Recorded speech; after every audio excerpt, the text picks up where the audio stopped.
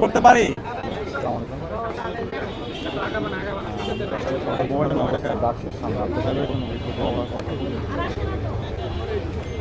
শুরু করো, মোসাদ্দিক শুরু করো।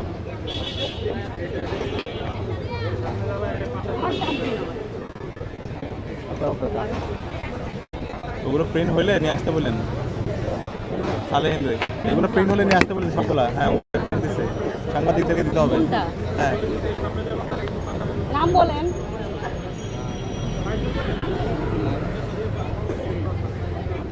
শুরু করো, শুরু করো।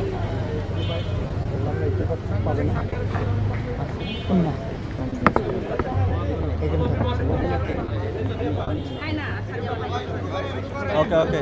প্রিয় সাংবাদিক বন্ধুগণ, আমাদের ঢাকা বিশ্ববিদ্যালয় কেন্দ্রীয় ছাত্র সংসদের পক্ষ থেকে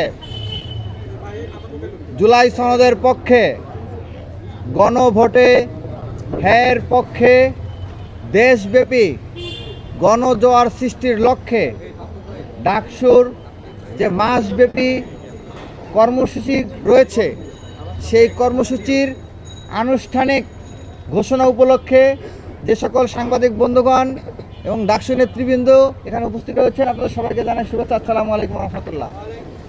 প্রিয় সাংবাদিক বন্ধুগণ, ডাকসুর পক্ষ থেকে আমরা আগামী মাসব্যাপী 12 ফেব্রুয়ারি অনুষ্ঠিত হতে যাওয়া জাতীয় নির্বাচন ও গণভোট পর্যন্ত আমাদের প্রতিদিন বিভিন্ন ডাইনামিক কর্মসূচি থাকবে গণভোটে হ্যাঁকে জয়যুক্ত করার জন্য, হ্যাঁর পক্ষে গণজোয়ার সৃষ্টি করার জন্য।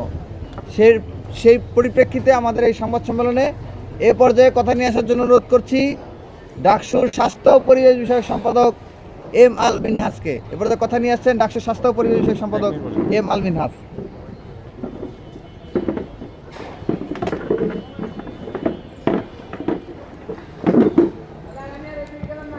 সবাইকে শুরুতেই শুভেচ্ছা জানাচ্ছি। আমরা আজকে জুলাই সনদের পক্ষে যে গণভোটে হ্যাঁ এটা নিয়ে আমরা আজকে প্রেস ব্রিফিং করে আমাদের ডাকসু থেকে যেই গৃহীত কার্যক্রমগুলো নেওয়া হবে সেটা আপনাদেরকে ব্রিফ করা হবে। আমরা দেশবাসীর উদ্দেশ্যে বলতে চাই, আমরা এই যে জুলাই যেই রক্তের মধ্য দিয়ে আমরা বাংলাদেশের দ্বিতীয় স্বাধীনতা পেয়েছি, সেই স্বাধীনতার স্থায়িত্ব আমরা বাংলাদেশকে কেমন দেখতে চাই, আমাদের শহীদ এবং আহতদের যে বিচার নিশ্চিত করা, সেই বিচারের যেই স্থায়িত্বটা দরকার, আমরা কেমন রাজনৈতিক পরিবেশটাকে বাংলাদেশকে উপহার দিতে চাই এই জুলাইয়ের পরে এসে, সেটার স্থায়িত্ব সব কিছু নির্ভর করছে আমাদের এই গণভোটে হ্যাঁ এই ভোটের প্রচারণার মধ্য দিয়ে। তো আমরা দেশবাসী সহ পুরো গ্রাম থেকে গ্রামান্তরে, প্রত্যেকটা প্রাণ থেকে প্রাণান্তরে, প্রত্যেকটা লেভেলের মানুষের কাছে আমরা পৌঁছে দিতে চাই যে আসলে গণভোটে হ্যাঁ দেওয়াটা কেন জরুরি। কারণ হচ্ছে আমরা বাংলাদেশকে নতুন একটি রাজনৈতিক সংস্কৃতি উপহার দিতে চাই। বাংলাদেশকে দীর্ঘকাল যেই ধরনের যেই সরকারই আসে, সেই সরকারি যে এসে ফেসিবাদী কায়দায় তার রাজতন্ত্র বা তার পরিবারতন্ত্র প্রতিষ্ঠা করে ফেলে, সেই জায়গা থেকে বাংলাদেশ কিভাবে উদ্ধার হবে, বাংলাদেশ যেন একটা স্থায়ী গণতান্ত্রিক চর্চার দিকে যেতে পারে, সেইটাই হচ্ছে আমরা মূলত এই গণভোটে হ্যাঁ এর মধ্য দিয়ে পুরো দেশবাসীকে একটি স্বাধীনতার যে স্থায়ী স্বাদ, সেই স্বাদটা আমরা উপহার দিতে চাই। সেই প্রচারণা, সেই সচেতনতা বৃদ্ধি কল্পেই আজকে আমাদের এই প্রেস ব্রিফিং। আমরা আশা করছি ডাকসু থেকে আমরা যে কার্যক্রমগুলো নিয়েছি, ঢাকা বিশ্ববিদ্যালয় কেন্দ্রীয় ছাত্র সংসদ বা ঢাকা বিশ্ববিদ্যালয় যেহেতু বাংলাদেশের মূল প্রাণ কেন্দ্র বলা চলে, ঢাকা বিশ্ববিদ্যালয় যেদিকে পরিচালিত হয় বাংলাদেশের রাজনীতি, সমাজনীতি, কালচার সব দিকে সেদিকে ধাবিত হয়। তো সেই জায়গা থেকে ডাকসুরও একটা গুরুত্বপূর্ণ দায়িত্ব আছে দেশবাসীকে এই ব্যাপারে সচেতন করা, উদ্বুদ্ধ করা। তো তারই অংশবিশেষ আমাদের বেশ কিছু কর্মসূচি নেওয়া হয়েছে। আমরা আশা করছি আমাদের ডাকসু সম্মানিত ভিপি সেই কর্মসূচি যেগুলো আপনাদের সামনে অবহিত করবেন, সেইগুলো আমরা বাস্তবায়নের মধ্য দিয়ে পুরো দেশবাসীকে ঐক্যবদ্ধ করে আমাদের যে গণভোটে হ্যাঁ, সেই হ্যাঁকে আমরা জয়যুক্ত করব, সেই আশাবাদ ব্যক্ত করে আমি আমার কথা শেষ করছি। ইনকিলাব জিন্দাবাদ, বাংলাদেশ জিন্দাবাদ। ধন্যবাদ স্বাস্থ্য পরিবেশের সম্পাদককে। এ পর্যায়ে কথা নিয়ে আসছেন ঢাকা বিশ্ববিদ্যালয়ের সিনেট সদস্য এবং নির্বাচিত ছাত্র পরিবহন বিষয়ক সম্পাদক আসিফ আবদুল্লাহ। কথা নিয়ে আসছেন ঢাকা বিশ্ববিদ্যালয়ের সিনেট সদস্য ও ছাত্র পরিবহন বিষয়ক সম্পাদক আসিফ আবদুল্লাহ। বিসমিল্লাহির রহমানির রহিম। গণভোটে হ্যাঁকে বিজয়ী করতে, দেশের আপামর ছাত্র জনতাকে ঐক্যবদ্ধ করে তুলতে ডাকসুর মাসব্যাপী কর্মসূচি ঘোষণার উপলক্ষে আজকের সংবাদ সম্মেলনে সম্মানিত উপস্থিতি সাংবাদিক বন্ধুগণ, আসসালামু আলাইকুম রহমতুল্লাহ। আপনারা জানেন মাধ্যমে দেশের আপামর মানুষের গণ আকাঙ্ক্ষার বিজয় হয়েছে। নতুন করে আমরা যেভাবে আমরা বাংলাদেশকে দেখতে চাই, বাংলাদেশকে যেভাবে পরিচালিত করতে চাই, সেজন্য গণভোটের যে পয়েন্টগুলো আছে তাকে অবশ্যই বিজয়ী করতে হবে। আমরা যদি রাষ্ট্রের দীর্ঘ বছর ধরে চলে আসা যে ফ্যাসিবাদী কাঠামো গড়ে উঠেছে, এই কাঠামোকে যদি এখনও ভেঙে দিতে না পারি, তাহলে আগামীর বাংলাদেশের যে প্রত্যাশা আমরা দেখছি, আমাদের 2000 শহীদ এবং 40,000-এর অধিক আহত পঙ্গুত্ব বরণকারী আমাদের ভাই ও বোনদের যে রক্ত, যে ত্যাগ, তার সাথে বেইনসাফি করা হবে। এই জন্য ডাকসুর পক্ষ থেকে আমরা মাসব্যাপী আজকে কর্মসূচি ঘোষণা করতে যাচ্ছি। ফ্যাসিবাদী কাঠামো ভেঙে জনগণের ক্ষমতা জনগণের হাতেই ফিরিয়ে দেওয়ার জন্য এই গণভোট। এই গণভোটের মাধ্যমে জনগণের হাতে ক্ষমতা থাকবে, নতুন করে কেউ ফ্যাসিবাদ কায়েম করতে পারবে না। ইন্টারনেটের মৌলিক স্বাধীনতা কেউ খর্ব করতে পারবে না এবং একই সাথে রাষ্ট্রের প্রত্যেকটি স্তরে যে নিট অ্যান্ড ক্লিন পরিবেশ থাকা দরকার। যেভাবে একজন ব্যক্তি দীর্ঘ সময় ধরে ক্ষমতায়, একটি পরিবার দীর্ঘ সময় ধরে ক্ষমতায় থাকার যে প্রবণতা বাংলাদেশে গড়ে উঠেছে, সেগুলো আর সামনে থাকবে না ইনশাল্লাহ এই গণভোটের মাধ্যমে। এজন্য আমরা সারা বাংলাদেশের আপামর ছাত্র সমাজ থেকে শুরু করে সারা বাংলাদেশের সকল মানুষের কাছে এই ব্যাপারে সচেতনতা গড়ে তোলার জন্য আজকে কর্মসূচি ঘোষণা করব।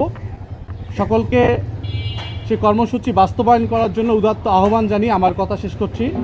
বাংলাদেশ জিন্দাবাদ। প্রিয় সাংবাদিক বন্ধুগণ, আমাদের আজকের সংবাদ সম্মেলন জুলাইয়ের অসম্পূর্ণ বিপ্লবকে সম্পূর্ণ বিপ্লবে পরিণত করার রূপরেখা ঘোষণা করার সংবাদ সম্মেলন। আজকের সংবাদ সম্মেলন জুলাই সনদে হ্যাঁ বলার সংবাদ সম্মেলন। আজকের সংবাদ সম্মেলন জুলাই সনদকে বাস্তবায়ন করার সংবাদ সম্মেলন। প্রিয় বন্ধুগণ, জুলাই বিপ্লব সংগঠিত হয়েছিল সকল ক্ষেত্রে বাংলাদেশ থেকে সকল ধরনের বৈষম্যকে নিরসন করার জন্য। জুলাই অভ্যুত্থানে এদেশের আপামর ছাত্র জনতা শাহাদাত বরণ করেছিলেন। 2 সহস্রাধিকেরও বেশি ছাত্র জনতা শাহাদাত বরণ করেছিলেন, বুকের তাজা রক্ত ঢেলে দিয়েছিলেন শুধুমাত্র একটি ন্যায় ইনসাফ ভিত্তিক বাংলাদেশ প্রতিষ্ঠা করার জন্য। যেই বাংলাদেশের মূল স্লোগান ছিল কোটা না মেধা, মেধা মেধা, এবং যার মূল প্রত্যাশা ছিল যে বাংলাদেশের যত ধরনের নিয়োগ রয়েছে, যত ধরনের চাকরির পরীক্ষা রয়েছে, প্রত্যেকটা নিয়োগ প্রক্রিয়ায় স্বচ্ছতা উপস্থাপিত হবে, স্বচ্ছতার মাধ্যমে নিয়োগ দেওয়া হবে এবং মেধাকে প্রাধান্য দেওয়া হবে। কিন্তু অত্যন্ত দুঃখজনক হলো সত্য, 5 আগস্ট পরবর্তী সময়ে আমরা বারংবার দেখতে পেয়েছি বিভিন্ন সুপারিশের মাধ্যমে বিভিন্ন ব্যক্তিবর্গকে নিয়োগ দেওয়া হচ্ছে। এমনকি ফ্যাসিবাদের দোসরের সাথে যারা জড়িত ছিল, তারা প্রকাশ্যে জুলাই গণহত্যার সাথে সম্পর্কিত ছিল, যারা গত 15 বছর ফ্যাসিবাদী কার্যক্রমের সাথে জড়িত ছিল, তাদেরকেও নিয়োগ দানের ঘটনা অনেক জায়গায় ঘটছে। এমনকি গত 2-1 দিন আগে ঢাকা বিশ্ববিদ্যালয়ের যে নিয়োগ কমিটি রয়েছে, অধ্যাপক মামুন আহমেদ স্যারের নেতৃত্বে যে নিয়োগ বোর্ড রয়েছে, সেই নিয়োগ বোর্ড 3 জন ব্যক্তিকে, ইসলামের ইতিহাস ও সংস্কৃতি ব্যক্তিকে নিয়োগ দিয়েছে। এর মধ্যে তাদের ব্যাপারে নিউজ হয়েছে, আপনারা যদি দেখেন তাদের বিরুদ্ধে নিউজ হয়েছে, বারংবার নিউজ হয়েছে যে তারা ফ্যাসিবাদের সাথে জড়িত, তারা মেধাবী নন, পিছিয়ে আছেন, তাদের থেকে আরও মেধাবী এবং যোগ্যরা আছে। নিউজ হয়েছে তাদের বিভিন্ন অপকর্ম নিয়ে। আপনারা যদি দেখতে চান, আমি আপনাদেরকে দেখাতে পারি যে তারা ফ্যাসিবাদের সাথে কীভাবে জড়িত ছিলেন। আপনারা যদি দেখতে চান দেখতে পারেন। প্রত্যেকটা, এমনকি তাদের বিরুদ্ধে থানায় মামলা পর্যন্ত, অভিযোগ পর্যন্ত হয়েছে যে শিক্ষার্থীদেরকে তারা মেরে পিটে রক্তাক্ত করে হল থেকে বের করে দিয়েছে। এরকম ঘটনা ঘটেছে, এরকম নিউজ ডকুমেন্টস প্রমাণ সহ আছে।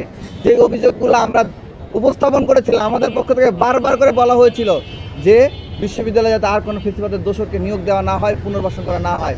কিন্তু অত্যন্ত দুঃখজনক হলে সত্য, মামুন আহমেদ স্যার, সিদ্দিকুর রহমান স্যার সহ যারা এই নিয়োগ বোর্ডে ছিলেন, তারা ছাত্র জনতার আশা আকাঙ্ক্ষাকে বৃদ্ধাঙ্গুলি দেখিয়ে এই ফ্যাসিবাদের দোসরদেরকে নিয়োগ দিয়েছেন। তা আমরা এই ধরনের বাংলাদেশ দেখতে চাই না।